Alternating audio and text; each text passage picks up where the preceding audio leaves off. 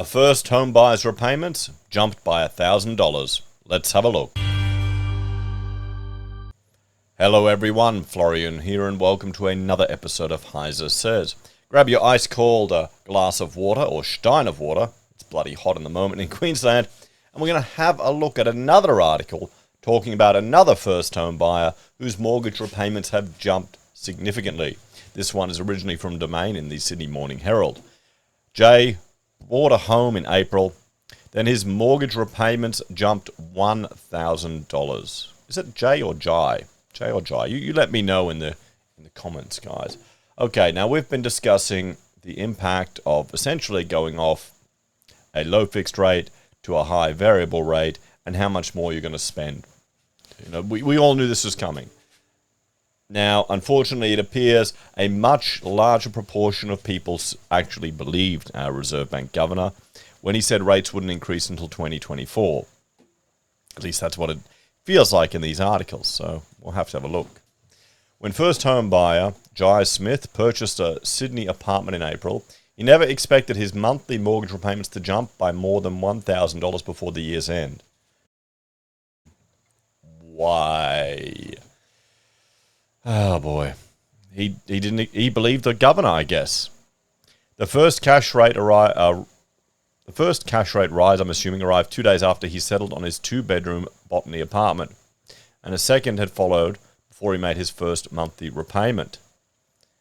Smith's monthly repayments are now $1,085 higher, and that does not account for the latest increase, another 25 basis points lift on Tuesday, which took the cash rate to a 10-year high of 3.1%.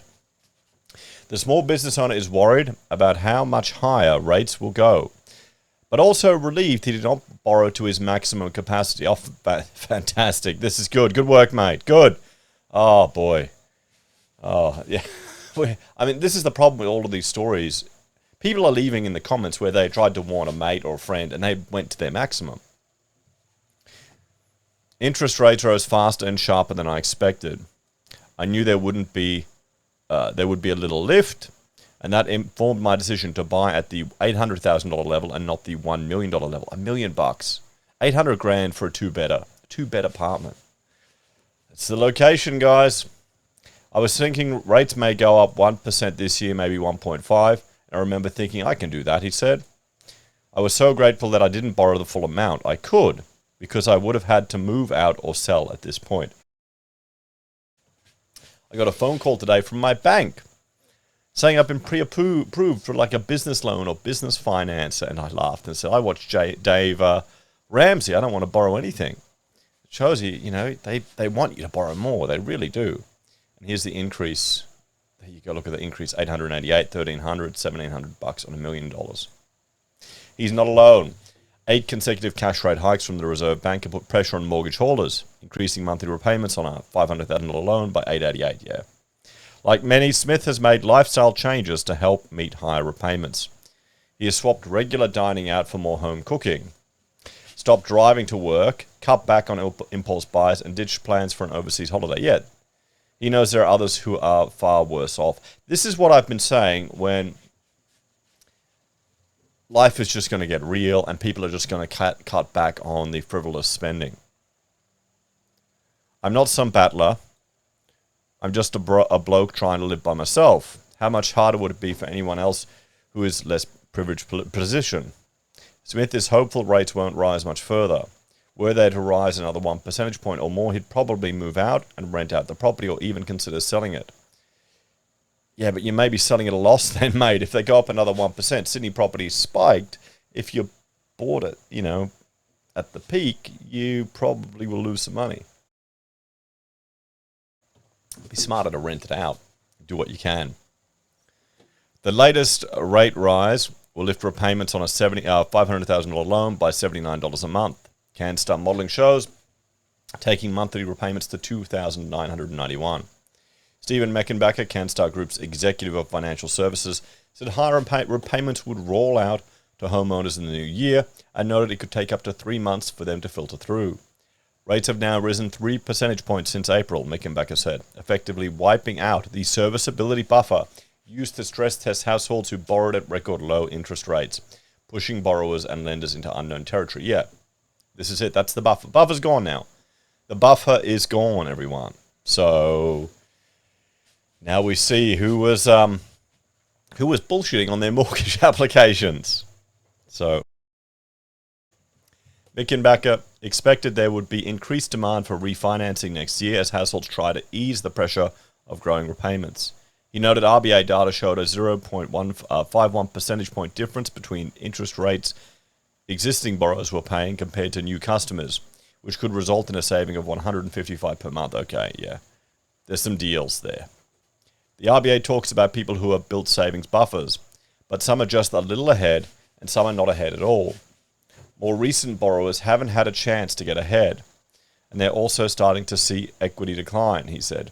He urged those facing financial difficulties who are not in a position to refinance to contact the National Debt Helpline and speak to their bank about a path forward. AMP Capital Chief Economist Shane Oliver said buyers who purchased in recent years, particularly first home buyers, had borne the brunt of cash rate hikes. Everyone will be starting to feel the pinch, but it wouldn't have hit everyone the same. It's really first home buyers or owner occupiers that got in the last 5 years who have taken on larger debt levels who will now be stretched, he said. While mortgage stress was up, Oliver said there had yet to be a generalized rise in non-performing loans. Most borrowers were meeting repayments, and most would make spending cuts elsewhere to continue to do so.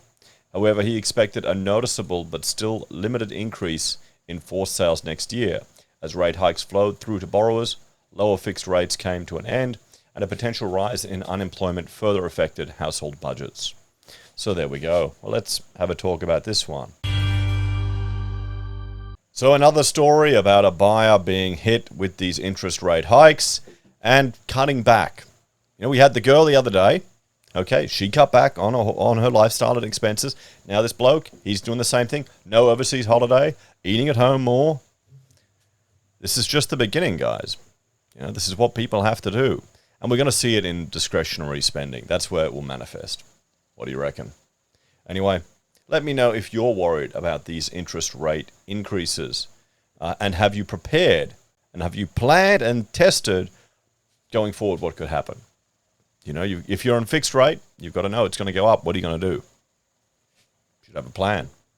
As always, thanks for watching. Check out my other channels, HeiseBim and HeiseSays International. If you want to support us, you can on the YouTube, Patreon, Referral Links, Amazon, Pocket Squares for Architect. I'm not only one video tonight, guys. I'm not 100%. I'm still recovering. I think I caught something when I went for the family Christmas down in New South Wales. Anyway, take care, guys. Have a great day, and I'll see you next episode.